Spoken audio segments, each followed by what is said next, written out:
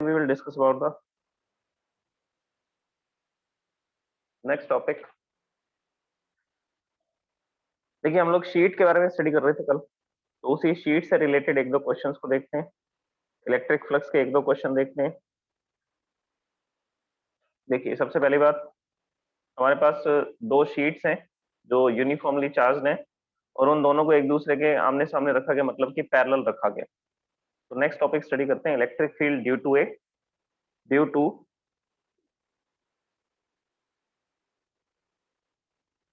Electric field due to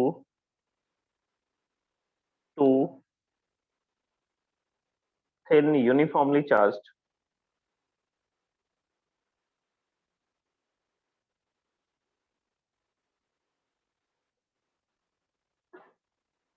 sheets। दो uniformly charge sheet है, उनको अलग अलग पोजीशंस पर रखते हैं और हम देखते हैं कि उससे कैसे कैसे इलेक्ट्रिक फील्ड, मतलब किस किस पोजीशन पर कितना कितना इलेक्ट्रिक फील्ड होगा। देखिए पहले डायग्राम को समझो क्या होगा, उसके बाद हम लोग इसको डिस्कस करते हैं। जैसे कि मेरे पास यहाँ पर सबसे पहली शीट है जो मैंने इस पोजीशन पे रखी हुई है। This is the position of the first sheet और ये यूनिफॉर्मली चार्ज है।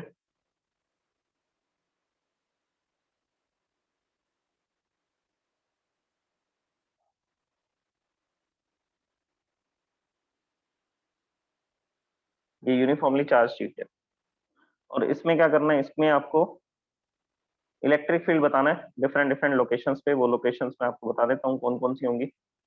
ये यूनिफॉर्मली चार्ज शीट है पहले वाली, और इसके सामने हम एक और शीट रखते हैं, फिर डिस्कस करते हैं इसको। ओके, सेकेंड शीट हम लोग इस जगह पर प्लेस करते हैं। This is the position.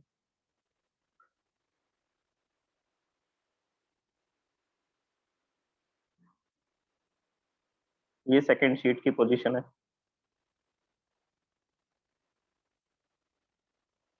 इनकी नेमिंग कर देते हैं। ये वाली जो शीट है ये बी है, और ये जो ब्लू कलर से हमने बनाई थी दिस शीट इज ए। ये ए है और ये बी है। अच्छा, इस पर कितनी चार्ज डेंसिटी है? यूनिफॉर्मली चार्ज है, लेकिन इसकी सरफेस चार्ज डेंसिटी कितनी है? सिग्मा 1। और इसकी सरफेस चार्ज डेंसिटी कितनी है? इसकी सरफेस चार्ज डेंसिटी है सिग्मा 2। और एक कंडीशन है यहाँ पे, कंडीशन ये है that sigma 1 is greater than sigma 2। तो पहली कंडीशन हम लोग डिस्कस कर रहे हैं, जब ये जो शीट्स हैं उसमें फर्स्ट जो शीट है उसकी चार्ज डेंसिटी ज्यादा है दूसरी शीट की चार्ज डेंसिटी से। तो अगर यहाँ की चार्ज डेंसिटी ज्यादा है तो ऑब्वियसली इसके कारण जो इलेक्ट्रिक फील्ड बनेगा वो भी ज्यादा होगा। अब आपको तीन पोजीशन पर इलेक्ट्रिक फील्ड निकालने हैं। अब उन तीन पोजीशंस को लिखते हैं। सबसे पहली पोजीशन है ये फर्स्ट पोजीशन, दूसरी पोजीशन है सेकंड पोजीशन, और तीसरी पोजीशन है शीट दोनों शीट्स के राइट साइड में ये थर्ड पोजीशन। तो ये तीन पोजीशंस पर आपको क्या कैलकुलेट करनी है? इलेक्ट्रिक फील्ड की स्ट्रेंथ पर। ओके, अब पहली शीट के कारण कितना इलेक्ट्रिक फील्ड बनेगा? जो फर्स्ट शीट है उसके कारण इलेक्ट्रिक फील्ड आएगा E1, वो इस डायरेक्शन में होगा। This is E1। कितना होगा? अगर ये शीट है नॉन कंडक्टिंग शीट है, थिन शीट है, अगर थिन शीट है तो होगा sigma upon 2 epsilon naught. This is the electric field due to the first sheet. जो ए शीट है उसके कारण ये इलेक्ट्रिक फील्ड आएगा। ओके, अभी हम इसको E1 लिख देते हैं, यहाँ पर इसकी वैल्यू लिखते हैं। First electric field in this direction and that is E1, और E1 की वैल्यू कितनी है? Sigma upon 2 epsilon naught. This is electric field first due to the A sheet के कारण।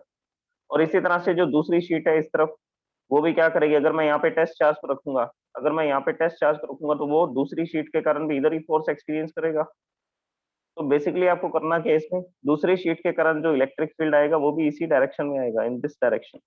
So this electric field is also E2। लेकिन ये electric field कितना होगा? Sigma 2 upon 2 epsilon not. और वो इलेक्ट्रिक फील्ड कितना था? Sigma 1 upon 2 epsilon not. तो उसके अंदर हम लोग ये ऐड कर देते हैं, सिग्मा 1 लिखेंगे उसको।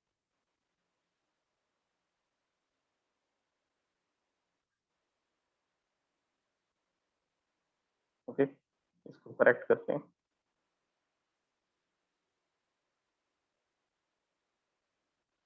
इसको हमने लिखा था electric field E1 due to the first sheet, and this will be the sigma 1 upon 2 epsilon naught.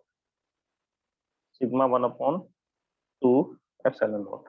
Okay, और ये जो लोकेशन थी, ये लोकेशन कौन सी है? फर्स्ट लोकेशन है। तो फर्स्ट लोकेशन के बारे में देखिए, टोटल इलेक्ट्रिक फील्ड कितना आएगा? अच्छा, फर्स्ट रीजन में ये कंडीशन दिखेगी, थर्ड रीजन में भी यही कंडीशन आएगी, लेकिन बस डायरेक्शन अपोजिट होगी, डायरेक्शन अपोजिट होगी। जो पहली शीट है ये वाली ए शीट के कारण इस पॉइंट पर इलेक्ट्रिक फील्ड होगा E1, ये इलेक्ट्रिक फील्ड आएगा E1 सेम आएगा। इसी तरह से दूसरी शीट के कारण, ये दूसरी शीट है, इस शीट के कारण इलेक्ट्रिक फील्ड इस तरफ आएगा और ये इलेक्ट्रिक फील्ड होगा E2। फिर से दोनों सेम डायरेक्शन में है तो दोनों ऐड हो जाएंगे। E1 की वैल्यू क्या लिखी जाएगी? अभी लिखी हमने, फर्स्ट शीट के कारण कितना इलेक्ट्रिक फील्ड होगा यहाँ पर? Sigma 1/2 epsilon not. और दूसरी शीट के कारण कितना इलेक्ट्रिक फील्ड होगा? सिग्मा 2/2 एप्सिलॉन नॉट, और दोनों एक ही डायरेक्शन में, दोनों सेम डायरेक्शन में, तो ये इलेक्ट्रिक फील्ड दिखेंगे आपको। और सेकेंड रीजन में, जो इन दोनों शीट्स के बीच में रीजन है, उसके लिए क्या करेंगे? तो उसके लिए अब हम यहाँ लिखते हैं, जो ये वाली शीट है फर्स्ट शीट, इसके कारण से इलेक्ट्रिक फील्ड आएगा, ये पॉइंट लेते हैं एक पॉइंट, इस पॉइंट पर इलेक्ट्रिक फील्ड आएगा इस डायरेक्शन में, this electric field is E1। और E1 की वैल्यू क्या है? E1 की वैल्यू अभी हमने बताई थी, E1 इलेक्ट्रिक फील्ड कितना है? E1 इलेक्ट्रिक फील्ड है sigma 1/2 epsilon naught, this is the electric field due to the first sheet. और दूसरी शीट के कारण कितना इलेक्ट्रिक फील्ड है? ये दूसरी शीट है, इसके कारण कितना इलेक्ट्रिक फील्ड है? इसके कारण इलेक्ट्रिक फील्ड आएगा इस डायरेक्शन में, और सेम होगा, दिस विल बी E2। और मैग्नीट्यूड कैसा आएगा? और इसका मैग्नीट्यूड सेम आएगा, सेम मैग्नीट्यूड के होंगे ये दोनों, बस डायरेक्शन अपोजिट होगी। तो उस केस में क्या होगा? अब आपको तीनों रीजन का बताना है, फर्स्ट रीजन का, सेकंड रीजन का और थर्ड रीजन का। तो सबसे पहले मैं फर्स्ट रीजन और थर्ड रीजन का लिखता हूँ कि इलेक्ट्रिक फील्ड क्या होगा, net electric field. So here I will right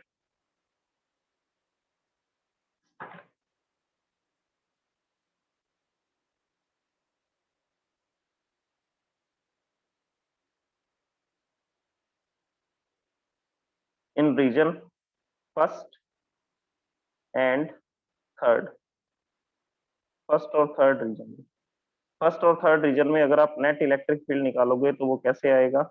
E1 plus E2 से आएगा, तो ये E1 प्लस E2 होगा। E1 की वैल्यू क्या है? E1 की वैल्यू है सिग्मा 1/2 एप्सिलॉन नॉट, और E2 की वैल्यू क्या है? Sigma 2/2 epsilon naught, sigma 2/2 epsilon not. Total कितना हो जाएगा? सिग्मा 1 और सिग्मा 2, और यहाँ पे लिखा हुआ है 1/2 एप्सिलॉन नॉट। सिग्मा 1 2 क्या लिखा हुआ है? सिग्मा 1/2 एप्सिलॉन नॉट और सिग्मा 2/2 एप्सिलॉन नॉट। तो इसमें से क्या कॉमन आ रहा है? 1/2 एप्सिलॉन नॉट कॉमन आ रहा है।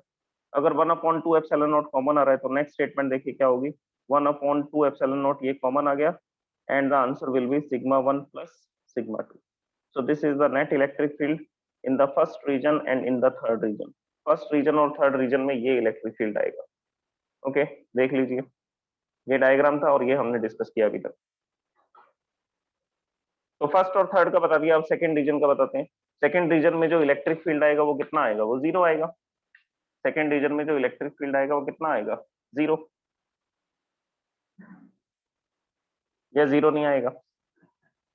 जीरो नहीं आएगा क्योंकि चार्ज डेंसिटी अलग अलग है। अगर चार्ज डेंसिटी अलग अलग है तो नेट इलेक्ट्रिक फील्ड किस डायरेक्शन में होगा? फिर से देखिए, यहाँ पर मैं लिखता हूँ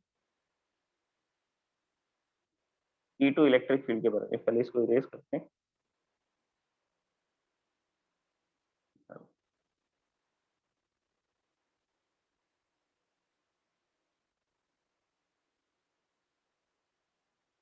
ये सेकंड रीजन था और इसमें हम लोग इलेक्ट्रिक फील्ड लिखने वाले हैं, that electric field is E2। E2 होगा इस डायरेक्शन में और ये होगा सिग्मा 2/2 एप्सिलॉन नॉट।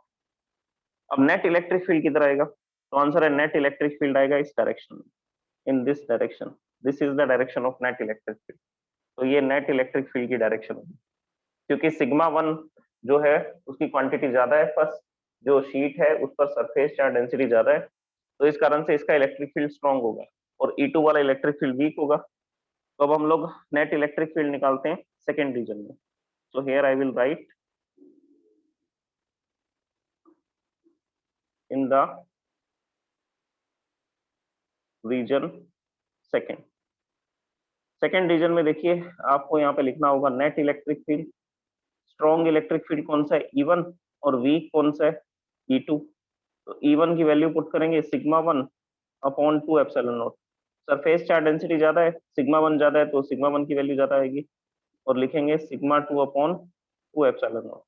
यहाँ से कॉमन आ रहा है 1 अपॉन 2 एप्सिलॉन नॉट, तो 1 अपॉन 2 एप्सिलॉन नॉट कॉमन आएगा, फॉर्मूला बनेगा सिग्मा 1 माइनस सिग्मा 2। तो ये इसके फॉर्मूलाज आते हैं। ओके, तो अब देख लीजिए ये पूरा एक साथ। तो फर्स्ट और थर्ड रीजन में इलेक्ट्रिक फील्ड होगा 1 upon 2 epsilon naught sigma 1 plus sigma 2। और सेकंड रीजन में दोनों शीट्स के बीच में जो रीजन आपको दिखाई दे रहा है उस रीजन में आपको जो इलेक्ट्रिक फील्ड मिलेगा वो इलेक्ट्रिक फील्ड कितना होगा, 1 upon 2 epsilon naught sigma 1 minus sigma 2। So these are the electric fields first second and third region. अब इन शीट्स के चार्ज को चेंज करते हैं और चार्ज रखते हैं इक्वल। एक शीट पे रखते हैं प्लस चार्ज, एक शीट पे रखते हैं माइनस चार्ज। फिर दोबारा से कैलकुलेट करते हैं कि तीनों जगह पर कितना कितना इलेक्ट्रिक फील्ड होगा। सरफेस चार्ज डेंसिटी इस बार हम सेम लेंगे, इसमें अलग अलग ली थी। एक सरफेस चार्ज डेंसिटी ज्यादा थी, एक सरफेस चार्ज डेंसिटी कम थी। Now we will discuss the next topic.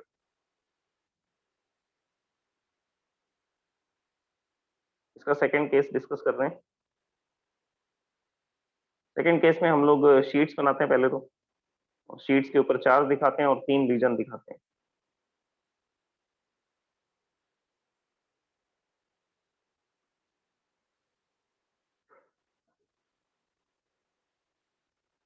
Case second. Okay, पहली शीट, ये फर्स्ट शीट है और ये भी यूनिफॉर्मली चार्ज है, पॉजिटिव चार्ज है इसमें। तो इसकी सरफेस चार्ज डेंसिटी है सिग्मा और इस शीट का नाम है ए। इसी तरह से दूसरी शीट बनाते हैं। जो दूसरी शीट है वो भी इसके सामने पड़ी है, पैरेलल है दोनों एक दूसरे के, और इस पर जो चार्ज है वो नेगेटिव चार्ज है। और यहाँ की सरफेस चार्ज डेंसिटी है माइनस सिग्मा। यहाँ की सरफेस चार्ज डेंसिटी थी प्लस सिग्मा और यहाँ की सरफेस चार्ज डेंसिटी है माइनस सिग्मा। और ये जो शीट है इसको बी नाम दे दिया। So this is the B sheet. अब आपको 3 रीजन में इलेक्ट्रिक फील्ड कैलकुलेट करना है फिर से। ये फर्स्ट रीजन में, सेकेंड रीजन में, और दोनों शीट्स के राइट साइड में ये थर्ड रीजन में। तो पहले फर्स्ट और थर्ड का देखते हैं, डायग्राम कंप्लीट करते हैं। फर्स्ट रीजन में कितना इलेक्ट्रिक फील्ड होगा, तो उस इलेक्ट्रिक फील्ड को लिखते हैं। देखिए इस रीजन में ये जो ए शीट है, जो पॉजिटिव चार्ज शीट है, इसके कारण से यहाँ पर कितना इलेक्ट्रिक फील्ड आएगा, तो आंसर है इधर इलेक्ट्रिक फील्ड आएगा। और इसकी वैल्यू क्या होगी, इसकी वैल्यू होगी sigma upon 2 epsilon naught. Sigma upon 2 epsilon not. अगर मैं किसी टेस्ट चार्ज को यहाँ रखता हूँ तो ये जो नेगेटिव शीट है, ये नेगेटिव शीट क्या करेगी, इसको अपनी तरफ अट्रैक्ट करेगी। अगर टेस्ट चार्ज को मैं यहाँ रखूंगा तो टेस्ट चार्ज को अपनी तरफ अट्रैक्ट करेगी, तो ये इलेक्ट्रिक फील्ड की डायरेक्शन होगी। तो सेकेंड शीट के कारण कितना इलेक्ट्रिक फील्ड होगा, सेकेंड शीट के कारण जो इलेक्ट्रिक फील्ड आएगा वो इस डायरेक्शन में आएगा। अगर इस डायरेक्शन में आएगा then this will B E2, और सरफेस चार्ज डेंसिटी सिग्मा ही है। और कितना लिखा जाएगा, अगर आप इसको डायरेक्शन के साथ लिखोगे तो माइनस सिग्मा लिखना पड़ेगा, 2 epsilon naught. So this is the electric field in the region first. और रीजन थर्ड में भी सेम आएगा। रीजन थर्ड में क्या होगा, ये पॉजिटिव शीट के कारण यहाँ पर इलेक्ट्रिक फील्ड बनेगा इस डायरेक्शन में। ओके, तो इसका इलेक्ट्रिक फील्ड दिखाते हैं। तो ए शीट के कारण, पहली शीट के कारण जो पॉजिटिवली चार्ज है उसका इलेक्ट्रिक फील्ड इस डायरेक्शन में आएगा, और ये इलेक्ट्रिक फील्ड होगा सिग्मा अपॉन 2 एप्सिलॉन नॉट। और दूसरी शीट के कारण जो इलेक्ट्रिक फील्ड आएगा, ये नेगेटिव शीट के कारण, तो नेगेटिव शीट के कारण जो इलेक्ट्रिक फील्ड होगा वो होगा E2। वो इस डायरेक्शन में होगा या इसके अपोजिट डायरेक्शन में होगा, तो आंसर है इसके अपोजिट डायरेक्शन में होगा, क्योंकि ये नेगेटिव है। अगर ये नेगेटिव है तो टेस्ट चार्ज को ये अपनी तरफ खींचेगी। अगर ये टेस्ट चार्ज को अपनी तरफ खींचेगी तो this is the direction of electric field due to the negative charge density, और इसका इलेक्ट्रिक फील्ड आएगा minus sigma upon 2 epsilon naught. So this is the electric field. अच्छा, अब बीच वाला जो रीजन है, इन दोनों शीट्स के बीच में जो सेकंड रीजन है, यहाँ पर इलेक्ट्रिक फील्ड कितना होगा, यहाँ पर होगा 0। क्योंकि ये प्लस चार्ज क्या करेगा, इसको पॉजिटिव, ये टेस्ट चार्ज को रिपेल करेगा, टेस्ट चार्ज को रिपेल करेगा, तो एक इलेक्ट्रिक फील्ड इस डायरेक्शन में आएगा। ये इलेक्ट्रिक फील्ड होगा E1 sigma upon 2 epsilon naught, ये इलेक्ट्रिक फील्ड होगा। और दूसरा इलेक्ट्रिक फील्ड किस डायरेक्शन में होगा, दूसरा इलेक्ट्रिक फील्ड इसके अपोजिट डायरेक्शन में होगा, नेगेटिव शीट के कारण। नेगेटिव शीट के कारण इधर इलेक्ट्रिक फील्ड बनेगा, और इधर जो इलेक्ट्रिक फील्ड बनेगा वो होगा E2। वैल्यू क्या होगी, sigma upon 2 epsilon not. Sheet के आसपास यही इलेक्ट्रिक फील्ड होता है, सिग्मा अपॉन 2 एप्सिलॉन नॉट। तो अब हम लोग नेट इलेक्ट्रिक फील्ड बताते हैं फर्स्ट रीजन में, थर्ड रीजन में और सेकेंड रीजन में।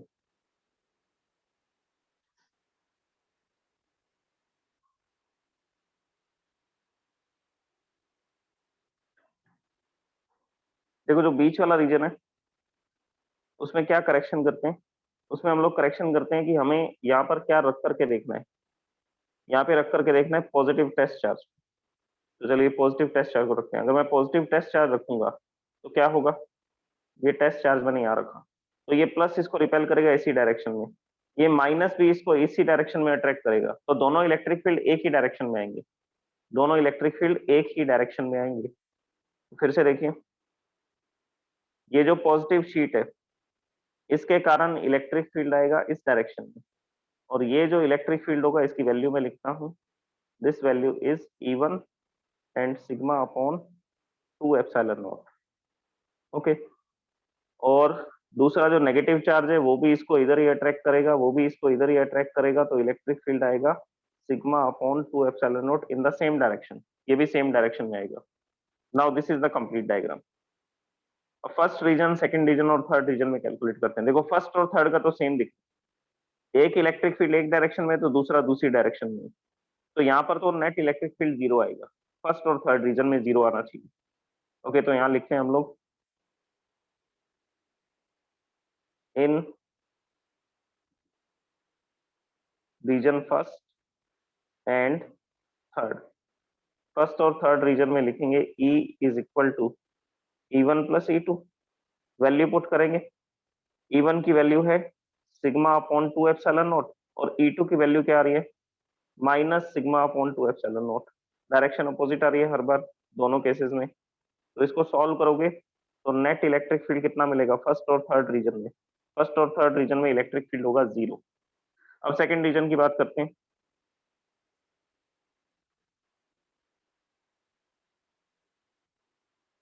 इन रीजन सेकंड, सेकंड रीजन में दोनों इलेक्ट्रिक फील्ड एक ही डायरेक्शन में, दोनों इलेक्ट्रिक फील्ड एक ही डायरेक्शन में, E1 भी इसी डायरेक्शन में, E2 भी इसी डायरेक्शन में।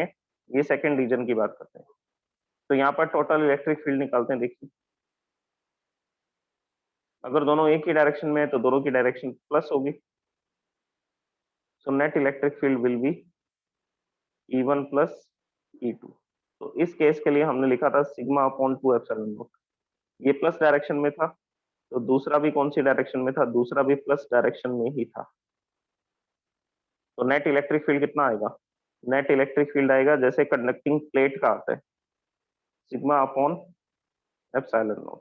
सो this is the electric field in the region second.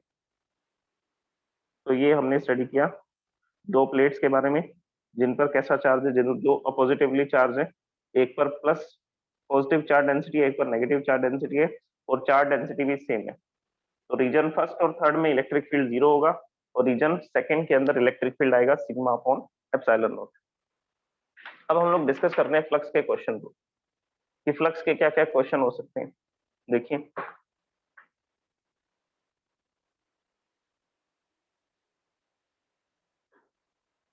तो सबसे पहले मैं क्वेश्चन लिखता हूँ।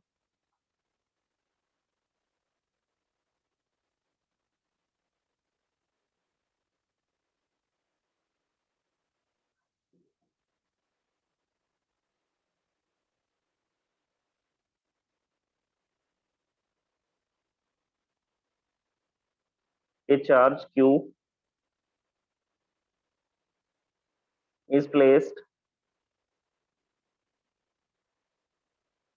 at a distance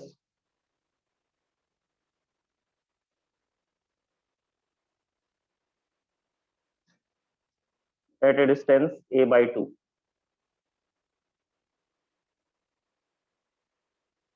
at a distance a by 2 above the center of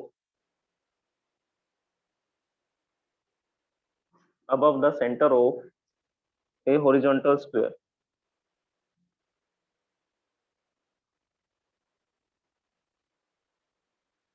Above the center of a horizontal square surface.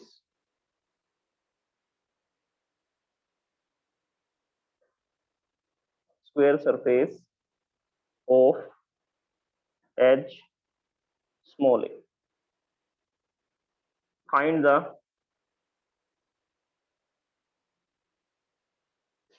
the electric flux through the square surface. Find the electric flux through the surface, through the square surface.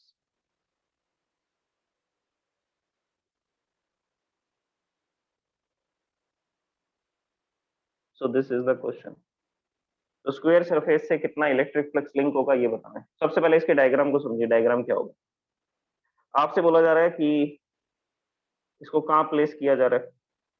Surface से charge को कितना ऊपर रखना है, उसके centre से a/2 distance पे रखना है। ओके, तो डायग्राम को समझिए पहले। जैसे मेरे पास ये स्क्वायर शीट है, ये स्क्वायर शीट यहाँ बना रहा हूँ मैं। This is the square sheet. Okay, और इसका क्या है, साइड्स कितने हैं, a, स्मॉल a इनकी साइड्स हैं। और चार्ज को कहाँ रखा जा रहा है, चार्ज को रखा जा रहा है इसके सेंटर से। इसके सेंटर से कितने डिस्टेंस पे, इसके सेंटर से यहाँ पर रखा जा रहा है। This is the Q charge.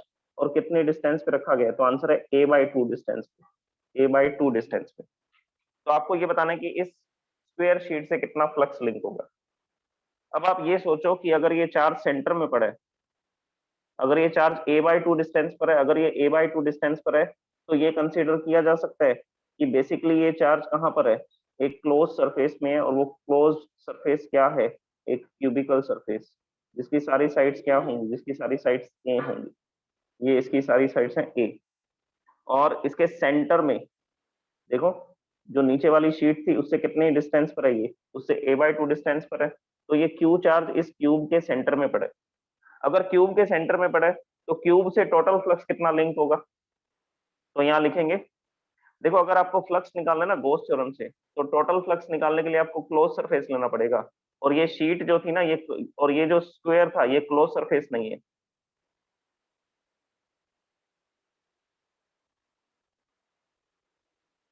और ये जो स्क्वायर है, this is not a close surface. ये क्या नहीं है, ये क्लोज सरफेस नहीं है। ओके, तो इसके लिए हम लोग क्या करेंगे, इसके लिए हम लोग क्या करेंगे, टोटल इलेक्ट्रिक फ्लक्स कैलकुलेट करेंगे। So now we are going to calculate the total electric flux.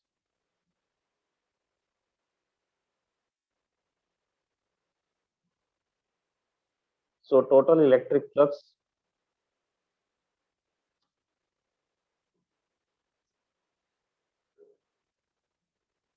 linking to the Gaussian surface। ये जो क्यूब है, चलो ये इसमें ऐड कर देते हैं स्टेटमेंट की, linking to the cubical Gaussian surface।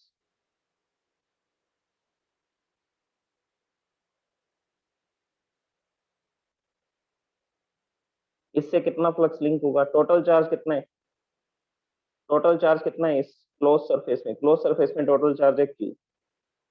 तो यहाँ लिखेंगे total charge upon epsilon naught. So this is the electric flux which is linking to the cube.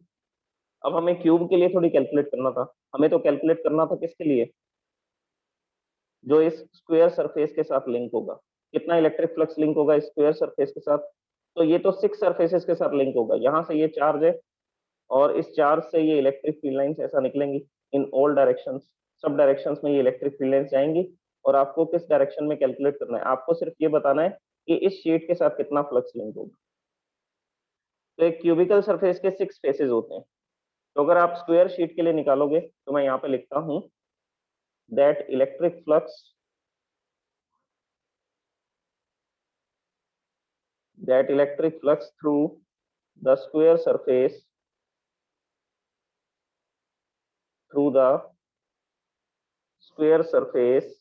is equal to q upon 6 epsilon naught. So this will be q upon 6 epsilon naught. तो एक face के साथ होगा 1/6, एक face के साथ कितना होगा, एक फेस के साथ होगा 1/6, 6 फेसेज होते हैं तो टोटल कितना हो जाएगा 1/6 1/6 1/6 ऐसा ऐड करते जाएंगे तो टोटल जो फ्लक्स आएगा वो कितना आएगा, वो टोटल फ्लक्स हो जाएगा 1, मतलब कि q अपॉन एप्सिलॉन नॉट। तो q upon epsilon not total flux है, एक फेस के साथ कितना लिंक होगा, एक फेस के साथ लिंक होगा q अपॉन 6 एप्सिलॉन नॉट, दूसरे फेस के साथ होगा q अपॉन 6 एप्सिलॉन नॉट, तो टोटल करते करते कितना आ जाएगा q अपॉन एप्सिलॉन नॉट। तो आपसे इस क्वेश्चन में क्या पूछा जा रहा है, आपसे इस क्वेश्चन में एक फेस का पूछा जा रहा है, तो सिंगल फेस का आपने इलेक्ट्रिक फ्लक्स बता दिया। Okay, so this is the electric flux which is linking to the one face, एक फेस के साथ ये फ्लक्स लिंक होगा। Now we will discuss about the next question. Next question मैं लिखता हूं, फिर हम उसको सॉल्व करते हैं।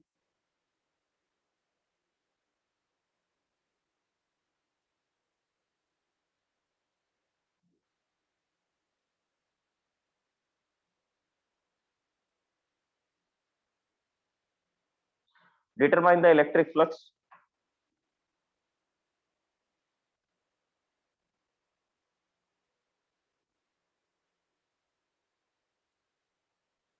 determine the electric flux through an electric field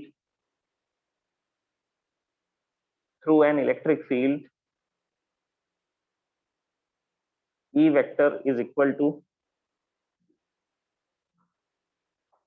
it is given 200 I cap plus 300 J cap and this is given in volt per meter। ये volt पर मीटर में गिवन है electric flux, electric field.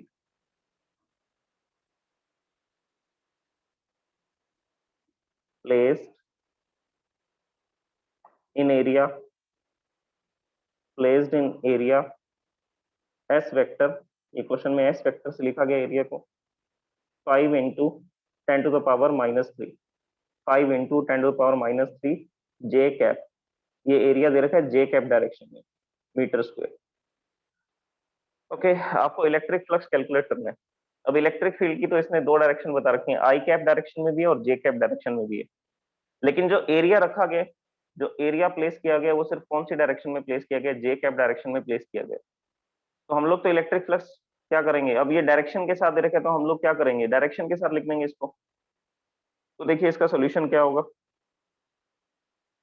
Vector form में solve करना पड़ेगा इसको। Flux का formula क्या होता है, फ्लक्स का फॉर्मूला होता है phi E is equal to electric field vector dot area vector. इसने एरिया को किसमें दे रखा है, एस में लिखा हुआ है, तो हम इसको एस वेक्टर से लिख देंगे, नो प्रॉब्लम।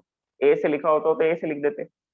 अब इलेक्ट्रिक फील्ड की वैल्यू कितनी दे रखी है, इलेक्ट्रिक फील्ड की वैल्यू यहाँ पर गिवन है 200 I cap plus 300 J cap, so this is the electric field. और एरिया कितना दे रखा है,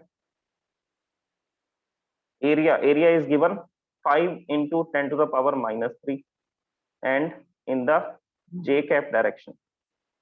अब देखिए आप 5 into 10 to the power minus 3 को पहले 200 आई कैप से मल्टीप्लाई करेंगे, 200 आई कैप से मल्टीप्लाई करेंगे तो ये जीरो हो जाएगा, क्योंकि यहाँ लिखा हुआ है आई कैप, यहाँ लिखा हुआ है जे कैप। तो जब आप इसको इसके साथ मल्टीप्लाई करोगे तो उस समय पर ये जीरो आ जाएगा। वाई, इसका कारण क्या है, इसका कारण मैं आपको बता देता हूँ।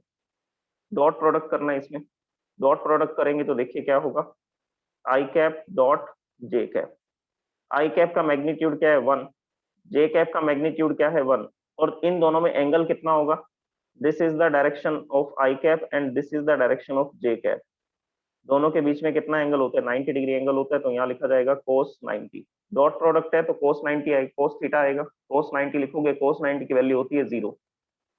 तो आई कैप डॉट जे कैप ये कितना आने वाला है, ये 0 आने वाला है। तो जहां पर भी आई कैप और जे कैप का डॉट प्रोडक्ट होगा वहां पर हम क्या लिखने वाले हैं, वहां पर हम 0 लिखने वाले हैं। ओके, पहले इसको इरेज करते हैं यहाँ से।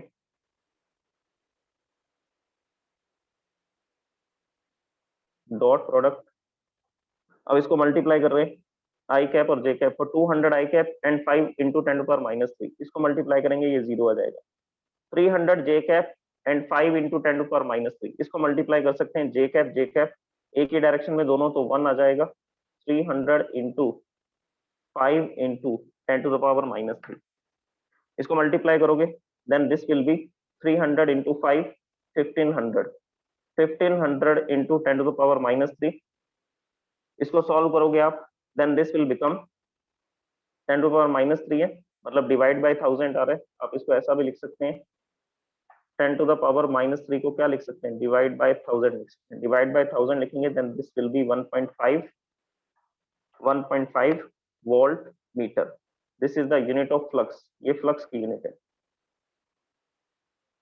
सो this is the flux which we have calculated using the vector form. इसको वेक्टर फॉर्म में दिया हुआ था, तो वेक्टर फॉर्म में सॉल्व कर दिया। और इससे ऊपर वाले क्वेश्चन में क्या दे रखा था, एक फेस के साथ फ्लक्स बताना था, तो हमने क्या किया, एक गॉसियन सरफेस लिया। पहले ये बताया कि इस पूरे सरफेस के साथ कितना फ्लक्स लिंक होगा, फिर बता दिया कि सिंगल फेस के साथ कितना फ्लक्स लिंक होगा। टोटल के साथ लिंक होगा Q/ε0, और ये क्यूब के 6 फेसेस होते हैं, तो एक फेस के साथ होगा 1/6 फ्लक्स लिंक होगा। Okay, so these are the solutions of this question. तो ये क्वेश्चंस हमने अभी डिस्कस किए, and these sheets we have discussed. In the first diagram charge density is different. First sheet की चार्ज डेंसिटी ज्यादा है, दूसरी शीट की चार्ज डेंसिटी कम है। And in the second diagram both sheets have the same charge density but they are oppositively charged। और ये कैसा चार्ज है, वो पॉजिटिवली चार्ज है। Okay, thank you so much. तो ये हमारा डिस्कशन था आज का, शीट्स के बारे में डिस्कस किया, and these 2 questions we have discuss. कल हम लोग रिंग के बारे में डिस्कस करेंगे। Electric field due to a ring, एक चार्ज रिंग होगी इस तरह से, जिस पर क्या होगा, चार्ज यूनिफॉर्मली डिस्ट्रीब्यूटेड होगा। तो यूनिफॉर्मली जो चार्ज डिस्ट्रीब्यूटेड होगा, उस पर आपको क्या करना है, उसके एक्सिस पर आपको क्या कैलकुलेट करना है, उसके एक्सिस पर आपको इलेक्ट्रिक फील्ड कैलकुलेट करना है। ओके, तो कल डिस्कस करते हैं next topic. Thank you so much.